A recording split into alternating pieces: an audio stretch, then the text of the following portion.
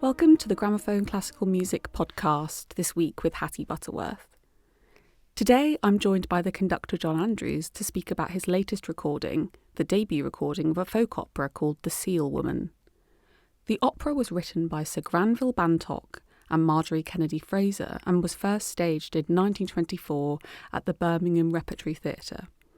It weaves Scottish folk melody within the context of Bantock's distinctively rich orchestration.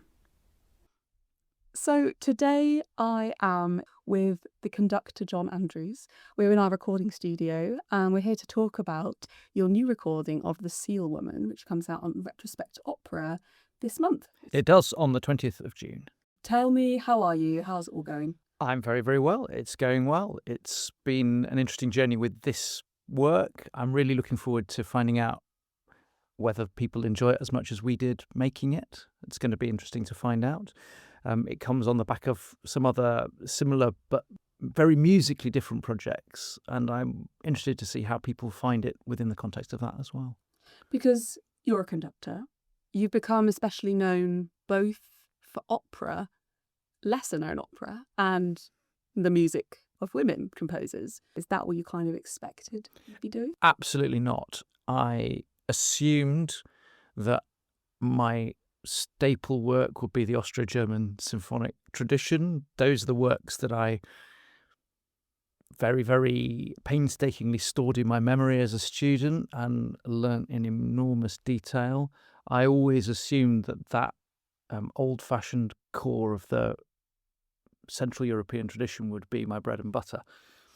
That changed really when I was doing my doctorate, and I was studying Handel's secular oratorios, which again, perhaps at first sight seems like it couldn't be more mainstream, but I was looking at them in the context of London in the 1730s, 1740s, the politics, the religious conflicts, a lot of the social change. And one of the things that I became absolutely fascinated by was quite how much music there was going on at the time that we don't perform anymore. And not only was it there, but it was incredibly popular. And not only was it incredibly popular, but it was incredibly influential on the composers that we do remember. So in particular, because I was looking at Semele, I was looking at the earlier setting by John Eccles from the first decade of the 18th century, and how much the changes that the libretto underwent between that and Handel's resetting, how much that showed about what attitudes to, particularly sex, sexuality, adultery, the things that couldn't be said on stage by 1740 that had been absolutely fine in 1706, 1707. So that was my first moment of realization about quite how rich the world around the works that we know well was. And then to see Handel's journey being constantly pushed by other composers, so a rivalry with John Frederick Lampe around The Dragon of Wantley, which we recorded a few years ago, an opera which sent Handel up in a very affectionate way, and Lampe was his bassoonist. He played in the orchestra, so was able to pastiche his style brilliantly. But that opera sold nearly 10 times as many performances as any of Handel's. It ran for 67 performances in London and then went on tour. So the audiences that were enjoying Handel were also absolutely eating up these other composers. And then following on from that, I think we can trace pretty clearly that Handel's journey into oratorio was shaped by his rivalry with Thomas Arne. And Arne's operas, his championing of an English language tradition, they were both actually self-consciously, I think, harking back to Purcell from time to time in order to take on the mantle of the great English composer. So it was very much that changing of perspective of realizing quite how much music history and the journey of music has been shaped by people who've been forgotten, and that was the start of that, and then that opened up into the late 19th century and the discovery of people like Arthur Sullivan in his more serious guise, the composer of oratorios, the composer of theatre work, all of those people like Parry and Cowan, who were unbelievably influential in their own time and tended to be forgotten after the First World War. And then it was a very natural progression to discover quite how successful people like Ethel Smythe had been at the end of the 19th century, and then the wonderful flourishing of English women composers, British women composers, because we're also talking about Grace Williams, Ina Boyle, in the earlier years of the 20th century, and people who were really admired by contemporaries. It's not like these were people who I'm rescuing from obscurity. I'm merely asking modern audiences to give them the same amount of attention as their contemporaries did, and the same amount of respect, because these were really admired, respected composers.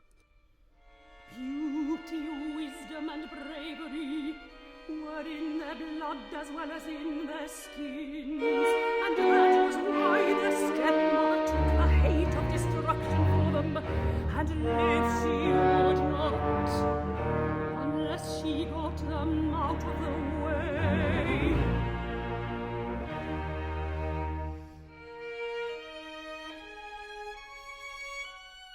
Do you find it more challenging to record a work that people haven't heard before, or to re-record something that people know really well? Well, I've never recorded something that people know well. I actually don't have that to compare it with. We live in a world now where those works are so accessible. I would never turn it down if someone came to me and said, we'd love you to do this 19th century opera or the symphonic cycle. I'd love to do that. I do adore those works, but I don't think I would put my own shoulder to trying to make it happen when there's so much yet to discover, yet to hear in context. Because I think these lesser-known composers, whether it's those people around Handel or whether it's the other symphonists in the 19th century, they completely change our perspective on the composers we know. And when you hear a Louise Farrenc or Emily Meyer and the symphonies that they were writing, you appreciate Beethoven, Mendelssohn, Brahms, Dvorak in a different way, and I think I can probably add more illumination to those people, to the mainstream, by helping to enrich our understanding of what was going on around them than yet another recording of Brahms' cycle or a Beethoven cycle. Obviously, taking on these projects of works people don't know is a lot of work for you. Can you talk about how actually you first came across the Seal Woman, and in general the projects that you do where these are works that aren't so well known? Do you think there's a lot more in the research side than there would be? There absolutely is, and I'm totally reliant on a whole range of brilliant musicologists who are finding this music and transcribing it and editing it. I'm absolutely standing on the shoulders of some real giants. The challenge in performing it is, I think, often you're lacking that easy way into understanding the big picture of the piece that you have if something has been well performed, and you can have that high level view of the piece. Because a lot of my job in both recording and performance is to give the thing structure. And that's the hardest thing to do if you don't have a performing tradition. And that's all the more challenging in a recording situation where you don't necessarily do it in order. So you have to have that really solidified in your mind. And that's the thing I think that's the hardest to do. In terms of discovering new pieces, some of them it came reasonably easy because they were well known at the time, and therefore you encounter contemporary references to them, and you realise that if a piece was talked about a lot, there's probably something interesting to be found there. That was certainly true, for instance, with Smythe and De Walt, and even more so actually with Dragon of Wantley, because it was so much in contemporaries' mouths and minds and thoughts. There's a reasonably strong pull to finding out and wanting to find out about it. The Seal Woman actually was quite a convoluted story. It's kind of worthy of Indiana Jones in how we came to do it, because it was part of the search process that actually produced the Dancing Master, the Malcolm Arnold, that we recorded just before COVID. I was really fascinated by this breadth of English opera that had flourished from the late 19th into the 20th century. And on my desk was Smythe, was De Wald, and I was looking at the Arnold, and a very good friend of mine who is an expert on Sullivan said, you really should look at The Seal Woman. He was able to give me a vocal score. I wasn't at that point able to look at the orchestral material. And he said, this is a really interesting piece, and it's on really intimate chamber forces. And that was actually a fascinating contrast with some of the things that I'd already done.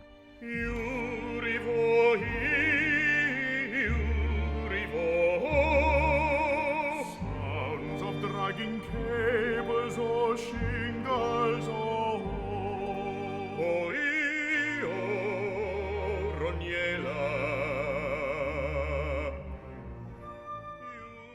They weren't sure that the score was in good enough condition for me to look at. And actually, could I effectively just park that thought for a year? They were going through the process of trying to photograph it, make it available. So I duly did, and the Malcolm Arnold kind of jumped the queue in my life, and we made that happen. So roll forward a year, and I went back to them and said, how are we doing with this? And they came back to me and said, well, we think it's doable, but we have to tell you that another label is interested. And I said, right, I totally understand. If you want to give my contact details to the label, if you want to, let them know. But obviously, if someone else is interested in this, I will back off. I just want to see it done. And that label turned out to be Retrospect, and that turned out to be Andy King, who was the person who, when he'd been working at Boosey's, had found it. And his story of discovering this work is, there's a whole other branch to the tale. So we had a chat, and in the best possible way, they said, well, yeah, we do want to do it, but given that you were looking for it, why don't we collaborate and we'll do it together? And that was stage one. And then that was sort of the easy bit for me. Andy then had a very considerable job in typesetting and editing it, because the full score showed quite considerable discrepancies from the original parts, which had been used. So there was really quite a detailed job, which he then undertook with some help from Ben Hamilton as well. So it was a serious piece of work for them to do that. That meant that in their schedule, Seamus O'Brien jumped into its place, for which they had a really wonderful success. But that opened up the relationship with Scottish Opera, and obviously that felt like the natural place for this, given the subject matter. Tell me, what is The Seal Woman? What's its sort of USP? How do you summarise what this piece is? Well, it is a USP. It is a really unique piece. It is a folk opera. It is an opera created with and around 2021 original Hebridean folk melodies. And the story of that is an incredibly fascinating and involved one in itself, because it begins with the musician and musicologist Marjory Kennedy-Fraser going to the Hebrides in the very first decade of the 20th century to record genuine folk material. And she's part of that movement that we know quite well from the English context, from the Cecil Sharp House. We know a little bit, we know we know a lot about Kodály and Bartók, and before them, the Russian composers had transcribed folk material. But she's going out with a very serious mission to try to preserve music that she's very, very worried is going to disappear. Doing it sometimes with a phonograph, but ultimately she's publishing it, transcribed into stave notation.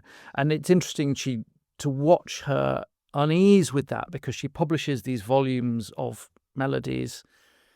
She doesn't think there's any alternative. She couldn't see, and there's a delightful irony, actually, that she couldn't see that this might one day be solved by recording technology, the very recording technology that we are now able to use to bring the opera back to life. But she couldn't see that being a viable way of making this music available to a wide audience. So she is transcribing it, but deeply conscious that by putting it on a 5-line stave, by putting it in key signatures, by putting bar lines to it, that she is always compromising both the tuning system, and she talks a lot about the fact that the tuning system is not equal temperament, and it's not anything that you can write down, and that adding bar lines is sometimes implying a rhythmic regularity that's not true to the music, that even putting the most basic accompaniment to it is implying a particular kind of harmonic structure, which is as much her as it. So she is very conflicted about it, and it's really interesting to see her wrestling with that. And then in the second decade of the 20th century, she begins a correspondence with Bantock. He is effectively the kind of musical director of Birmingham. He is Mr. Music in Birmingham. And he starts because he wants to transcribe he wants to make arrangements of some of the music that she's found, but they come to this idea that these songs could be knitted together in an opera. And this is, I think it is unique. I think that, and I joke that this is the first sort of Mamma Mia type. It's the first medley musical, because they start with the songs and then they have to try to fit a story around it, and they wrestle with various options, and they correspond, and they draft and they redraft. It takes 7 years. It's between 1917 and the premiere in 1924. So it goes through various guises, but they eventually light on the myth of the Seal Woman. And I think there's something really special about that, because given all of her concerns about the dislocation of this music and what she's doing in compromising, taking this music from the Hebrides, bringing it to the mainland and putting it into I want to say Western European musical context. Obviously, that's slightly bizarre way of putting it when you're talking about the Western Isles of Scotland. But that into that world, the story mirrors that, and I wonder how much that subconsciously influenced them, because the myth of the Seal Woman is about a woman who they were the daughters of the king, of a Scandinavian king. They've been cursed by their stepmother to be seals, only coming on land every 7 years. Hints of Flying Dutchman there, where they can become human. And she is desperate for the life of the land, but at the same time she is now mostly seal. And that sense that she has a longing to be on land, but in doing that, which is what happens in Act 1, she's trapped by the Islesman, and he steals from her the seal skin that allows her to turn back into a seal, and marries her. Whilst she may long for that, the pull of where she's from, that sense of cultural dislocation, it ultimately becomes too powerful. And in Act 2, she returns to the sea. So I think there's something really fascinating in the way that the story and that whole mythological context mirrors the anxieties of composer and librettist.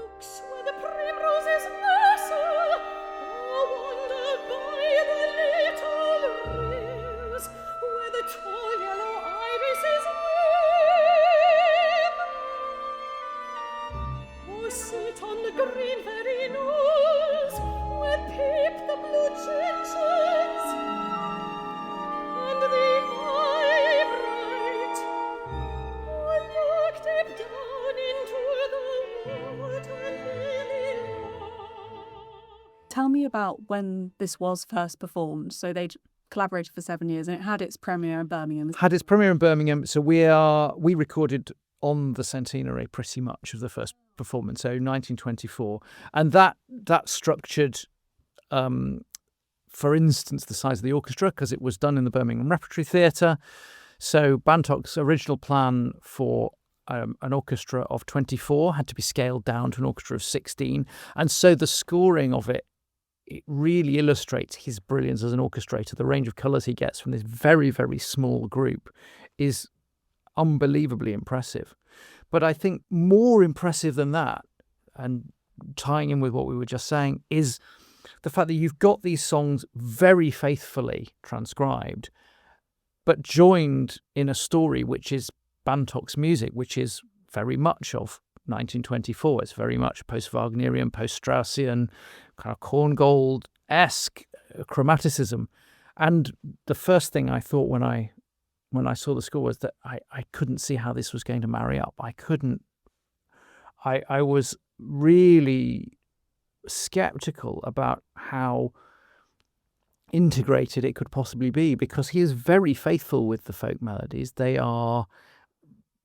They're not exactly as Kennedy-Fraser harmonised them, because she was assuming piano. He makes adjustments for the orchestral colour, but they are very diatonic. They're very straightforward. They are trying to respect the simplicity of the originals, and yet all of the plot in between is this rich chromaticism.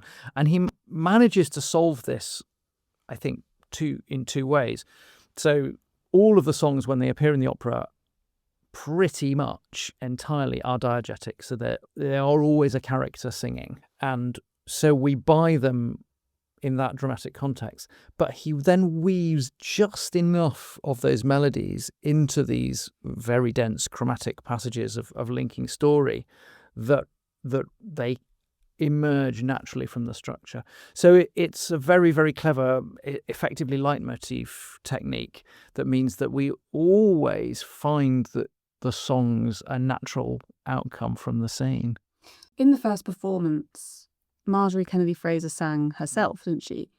Is there any kind of idea of how it went down at the time?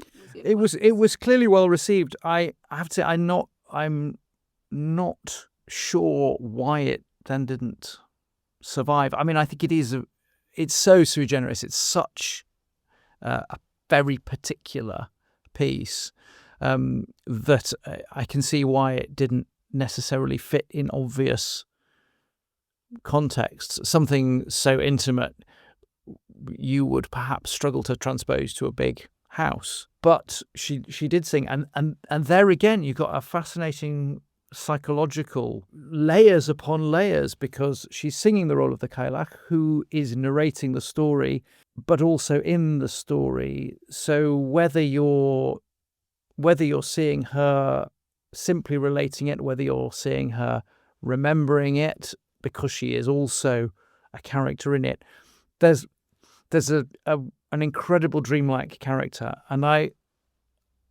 think it's probably closely related to that symbolist approach to the theatre, where they absolutely are characters, but there's also sort of layers of symbolism that they're carrying, and the idea that she is the old woman, but she is also the narrator, and she is also the vessel through which these tales are being preserved.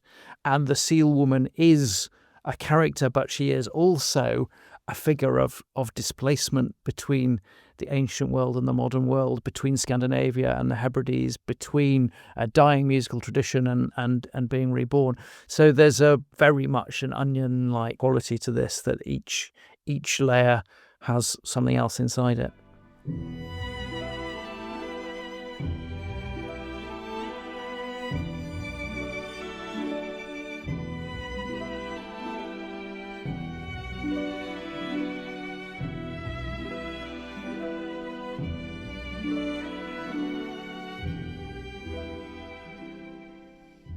To what extent was preparing and recording this folk influenced piece different to other types of opera? I would say that there's not as much spontaneity as you might think because it's so tightly orchestrated. But we were very, very fortunate to have Mari Macmillan as the language coach, who is not only a fluent Gaelic speaker, but a folk singer herself. So there's always that idea of a folk tradition. And when people are singing, I would hope we at least convey the illusion that these are very spontaneous outpourings. The songs in it, again, they're very layered. There's what they're doing in the immediate context, and then they all then tend to reflect all those ideas about music, about tradition, about myth. So there's kind of heavy emotional baggage there, but I hope that by thinking about them from a folk music context, that we can enjoy that sense that they are very natural, emotional outpourings from the characters. In terms of many of them, especially in the English tradition, kind of falling into obscurity, how much with this one was it about the marrying of folk and opera?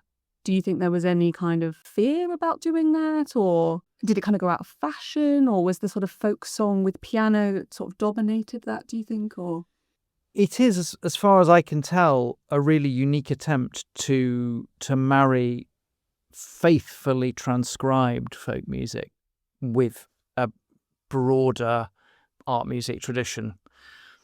Because if you think about predecessors, and I'm thinking now about this Russian tradition, Mussorgsky and Balakirev and Kui, where folk music is used there, it's very romanticized. It's given all of the plush trimmings of what was then contemporary music.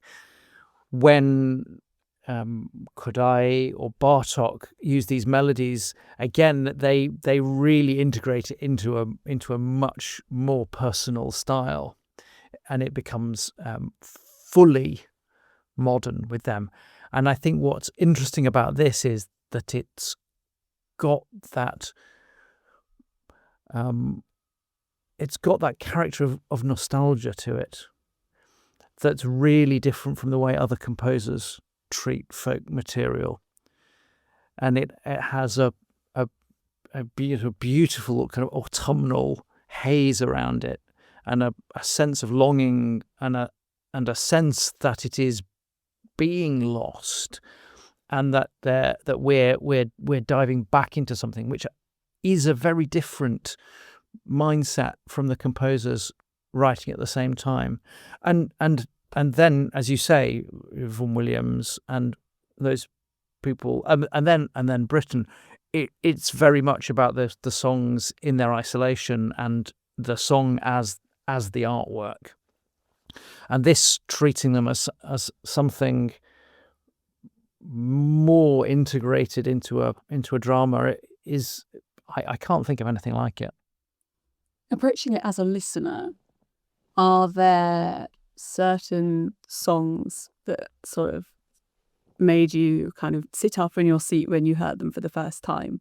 Well, things like the Eriskay Love Lilt and the Water Kelpies song, I think it's more a case that people will realise that they know lots of it.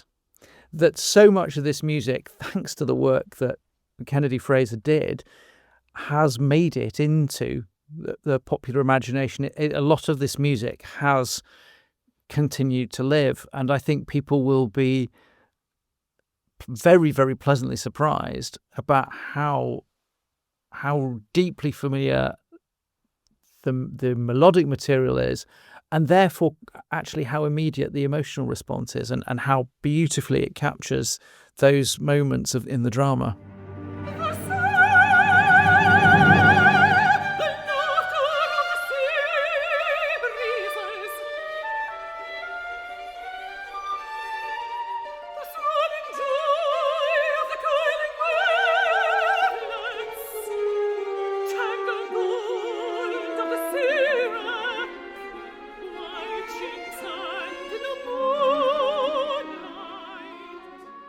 When I talk to other people about your work, what strikes me is that you are one of the biggest collaborators that exists. You love to collaborate. Tell me about why you see collaboration so important to what you do. Well, a conductor on his own is not very it's not very interesting. No, I do. I mean, I really. Thank you for saying it, and it means an awful lot to me if that is how I'm seen, because it matters a lot to me that's how I make music and that's how I bring things to people, because it matters to me in the theatre to collaborate with directors and singers. We have to create something together that unlocks everybody's potential. I feel that very, very strongly, even when it's just me in front of a very large group of people. It's still my job to unlock everybody's potential, even if that means effectively taking control of the tempo, taking control of the balance, being the person who is determining how phrasing works.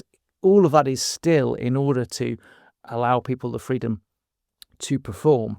And to do that on operas is really special, because you're then really collaborating on a one-to-one basis to allow these characters to develop.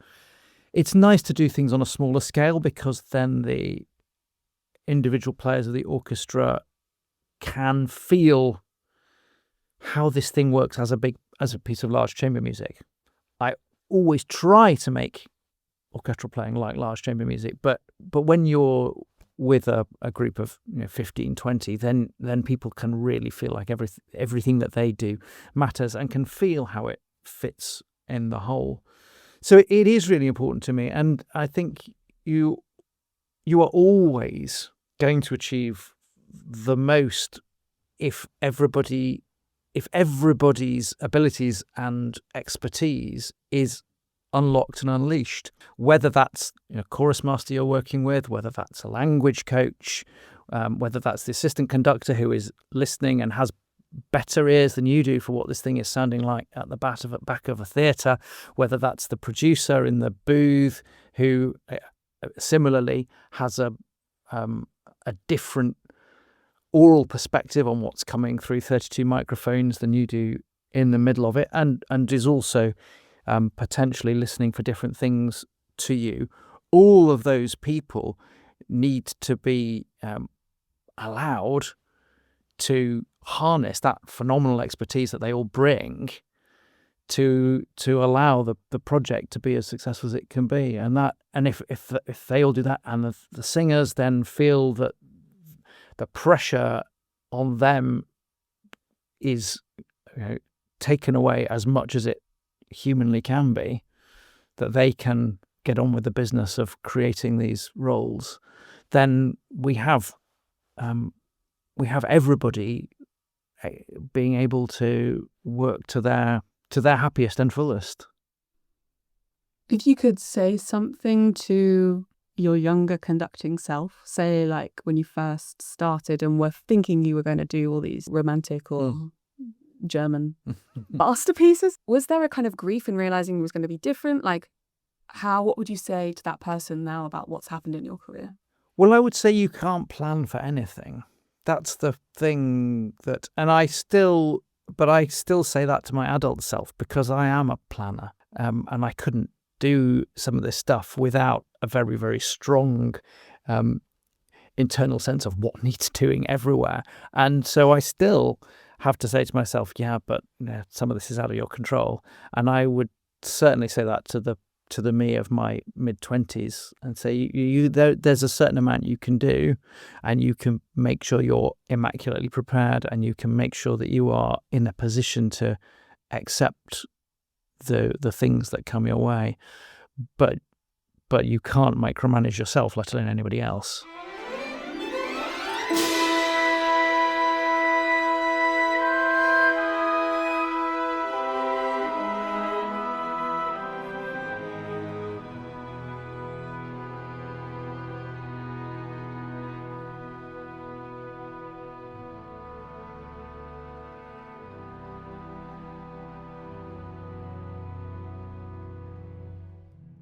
you kind of as a collaborator and as a conductor, I think often the tradition has been that the conductor is the one in power, and that's often what's seen in the wider media of conductors, and the names we know them as them on their own.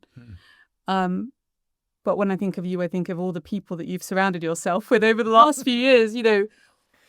What is your view on taking that approach? I actually wrote about this recently for Routledge's Perspectives on Conducting, because I think the reality of the conductor's job has probably changed over the past couple of generations more than perhaps the image would reflect. I think we still in popular culture have a very authoritarian image, and that's much less true than it was certainly 40 years ago.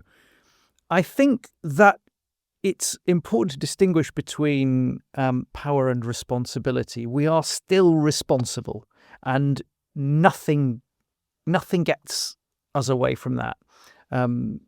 Mark Wigglesworth talks very characteristically, thoughtfully about the idea that when you're on the podium, you have responsibility, and it's the podium that gives you that. And it doesn't emanate from you because you're a superhuman and because you are the great genius. The responsibility comes from the fact that you stand on that box.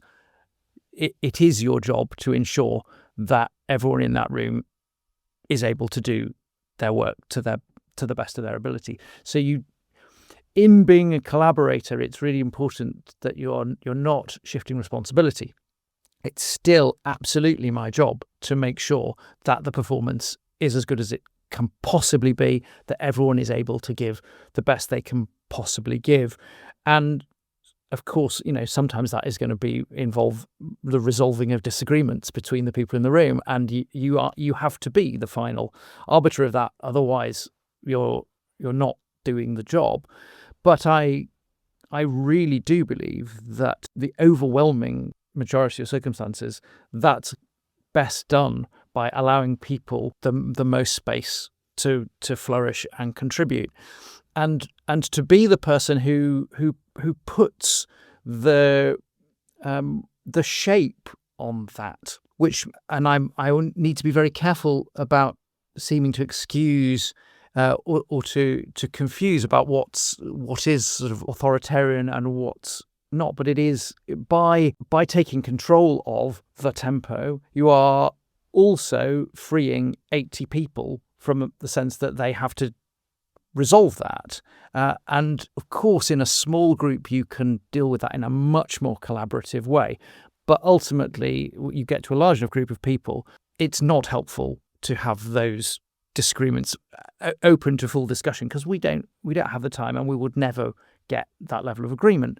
So as a conductor, it's still your job to impose a uniform vision of the piece of music, but that's not because you are a great genius and a greater intellect than everyone in the room. It's just because you are stood there and it's your job, and it is for you to discharge that to the best of your ability. It's so fascinating. I feel like I could talk to you about the art of conducting for more. What else is coming up for you this year? I know you're all going to West Greenhouse. I will be at West Green. So we have the Bellini, I Capuletti e Montecchi, and a gala concert with Ermanella Yaho, which will be broadcast on Radio 3 at some point. Then I'm off up to Buxton. My previous relationship with the very serious side of Arthur Sullivan has finally broken back into the bit that everybody actually knows.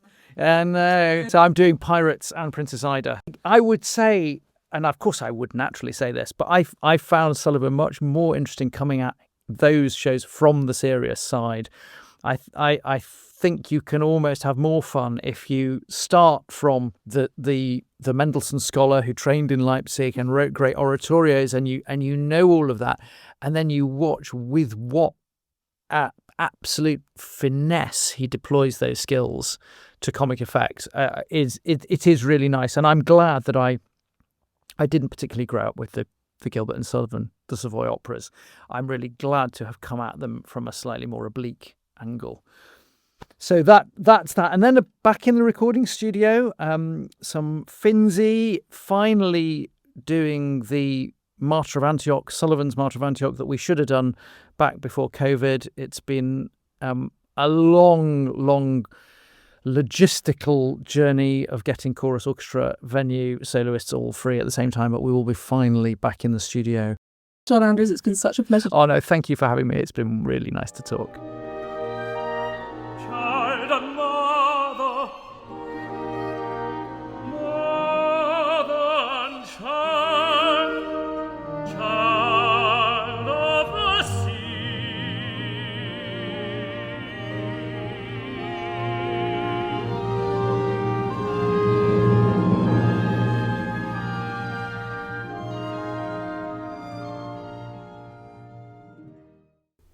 That was John Andrews and the orchestra of the Scottish Opera performing The Seal Woman, out now on Retrospect Opera. Thank you for listening to the Gramophone podcast. If you've enjoyed this episode, consider taking out a subscription to Gramophone Magazine by visiting gramophone.co.uk/magazine and join us next week for another Gramophone podcast.